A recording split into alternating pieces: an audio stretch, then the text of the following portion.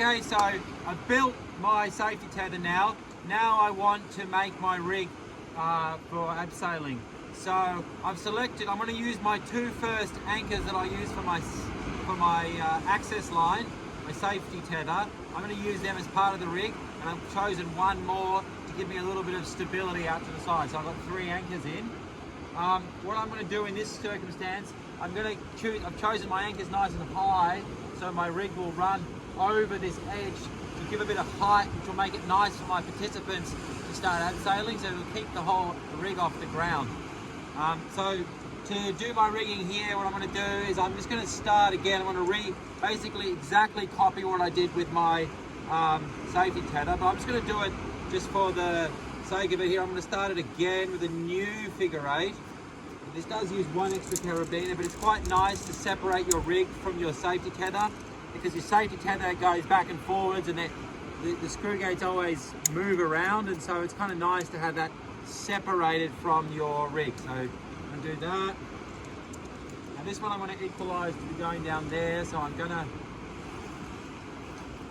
extend out my Alpine butterfly here a bit more.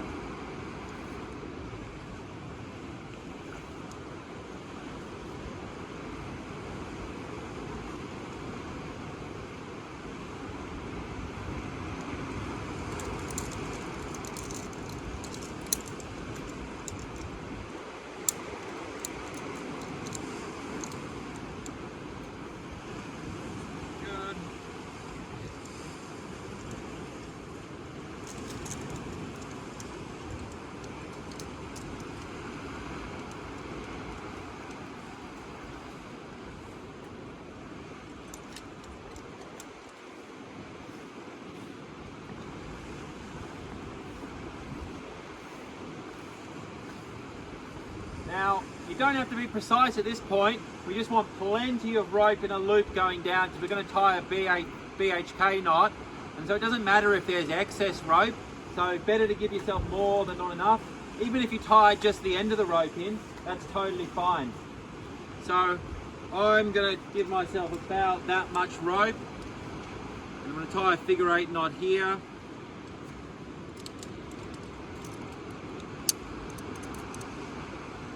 Cool.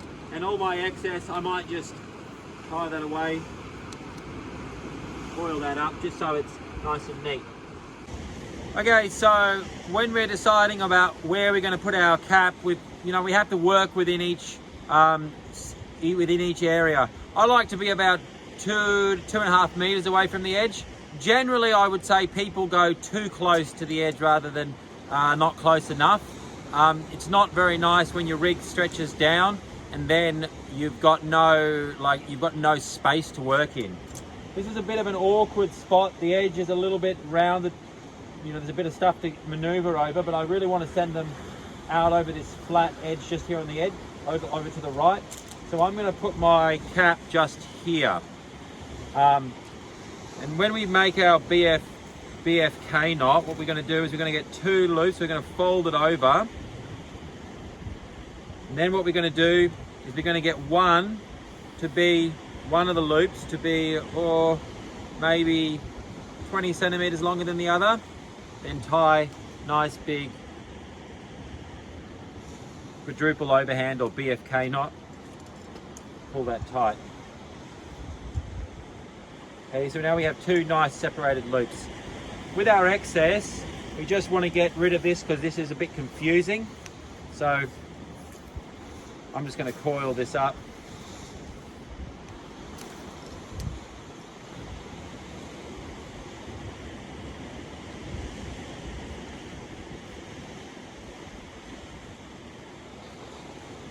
Tie it away.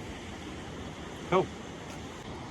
Okay, so we could use our pass to use as a safety tether when we're operating. That's fine, that works.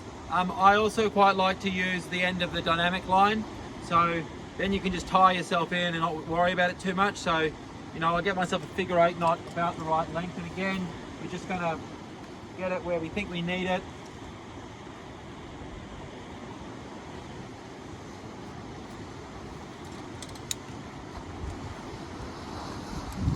I like to go into the shorter of the 2 loops my safety tether.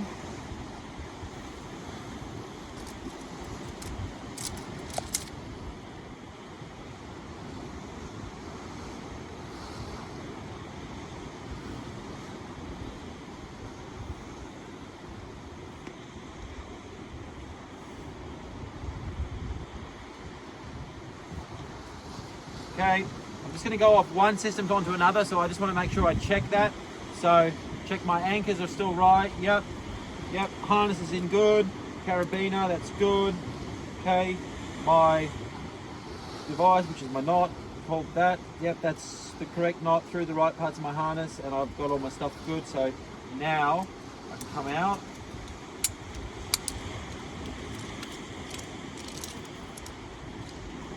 It's a tiny bit long, so I might adjust that. Come back on, flip in, flip back up. Really want it in a position that I can see the whole abseil, but I can lean I can lean back onto it, and I actually will be on the anchor. So that's maybe 15 centimeters too long. Okay, for our abseil line, we're just going to start by tying a knot in the end, always. All right, and we're just going to have a look down.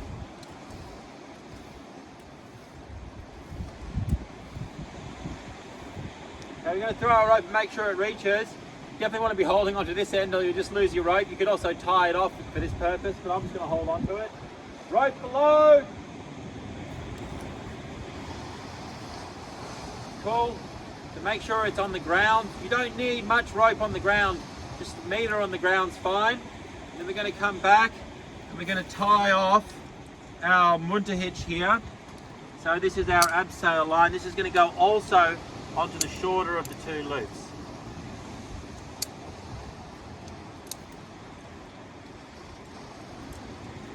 Just going to do our munter mule overhand here.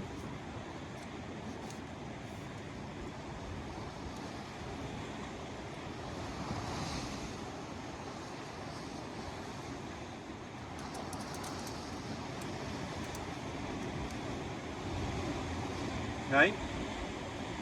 The rest of this we can just tidy this up. Again, I quite like to coil it.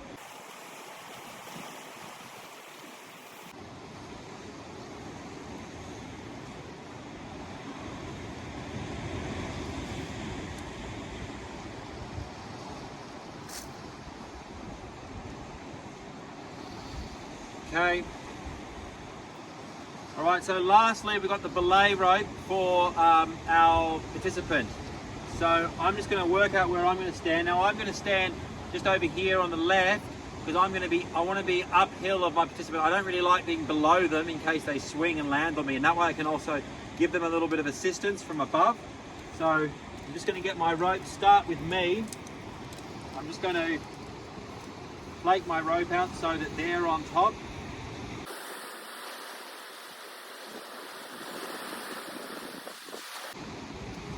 Okay, so figure 8 knot to them. Now, munter hitch. And I'm going to put that on the long one so it's separated from all the others. Okay, and the reason we've extended them, you can see now that when I'm belaying with my munter hitch, it won't hit my other, like my tied off abseil line. It'll run freely, so it'll run much nicer. And I quite like to always just leave that tied off, ready for my participant to come in and tie on.